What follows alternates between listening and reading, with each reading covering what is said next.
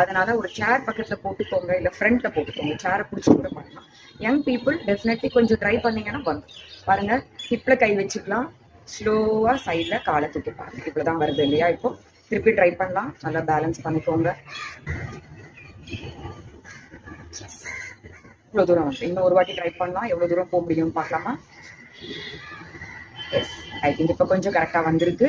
உடம்ப ஸ்ட்ரெயிட்டா தான் வச்சுக்கணும். இப்போ காலை லிஃப்ட் பண்ணணும். எஸ், அவ்வளவுதான். இதுக்கு மேல பண்ண வேண்டாம். ஸோ இப்போ இந்த காலம் ஃபர்ஸ்ட் ஸ்லோவா பண்ணி பாருங்க. கொஞ்சம் கொஞ்சமா ரைஸ் பண்ணி ஸ்டெப் பை ஸ்டெப் 30, 45, 90 வச்சா போதும். ஃபர்ஸ்ட் தூக்கி பார்க்குறேன். ஒரு 30 degrees. Yes, I can do. 45 வரைக்கும் போயிருப்போமா? எஸ். இப்போ ஃபுல்லா ட்ரை பண்ணலாமா? எஸ், அவ்வளோதான். உடம்பு ரொம்ப சகிக்க வேண்டாம். Let us try to correct that போஸ்டரை பாருங்க. 1, 2, 3, 4, 5.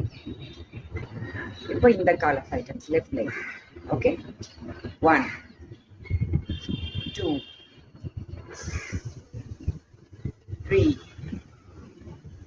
4, 5.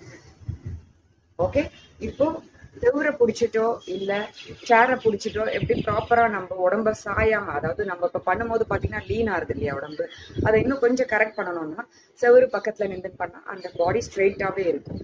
ஸோ எப்படி நான் செவருல சப்போர்ட் வச்சுக்கிறேன், ஸோ தட் இந்த சைடு எனக்கு பாடி டில்ட் ஆகாது. பாருங்க, சப்போர்ட் வச்சுக்கிட்டா 1, இப்ப கை வச்சுக்கலாம். 2, ஸோ பாடியும் ஸ்ட்ரெயிட்டா இருக்கு, காலும் ரைஸ் ஆகுது. பாருங்க, 3, 4, 5.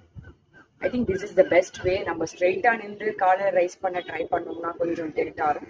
ஸோ பிகினர்ஸ்க்கு கையை வச்சுக்கோங்க செவுத்துல, and then start lifting your leg to the sides. Okay, yes, கரெக்டாக பண்ணியிருக்கோம் இல்லையா இந்த தடவை சப்போர்ட்டோட. இப்போ பார்த்தீங்கன்னா நம்ம செவுத்துல சப்போர்ட் எடுத்துட்டு பண்ணும்போது ஈஸியாக பண்ண வந்தது, உடம்பு ரொம்ப லீன் ஆகல. ஸோ நீங்களும் அது மாதிரி ட்ரை பண்ணுங்க. முடிஞ்சவங்க நல்லா நடுவுலையே நின்றுட்டு பண்ணலாம், இல்லைன்னா ஒரு இமேஜினேஷன் நம்மளே இங்கே செவுரு இருக்க மாதிரி நினச்சிட்டு கூட பண்ணலாம். That actually really works. இப்படி கையை வச்சுட்டு நீங்கள் இப்படி தூக்கும் போது கால் பர்ஃபெக்டாக தூக்கும். ட்ரை பண்ணி பாருங்க. This is one thing.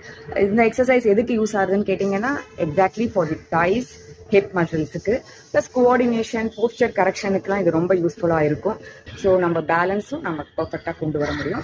இந்த எக்ஸசைஸை நீங்கள் ட்ரை பண்ணிட்டே இருங்க. இன்னைக்கு ப்ராக்டிஸ் பண்ணுங்க as many times as you want. நாளைக்கு நான் second day of the series 3 புது எக்ஸசைஸ், புது மூவோட உங்களை வந்து பார்க்குறேன். அது வரைக்கும் stay tuned to my channel Fitty 50. Bye.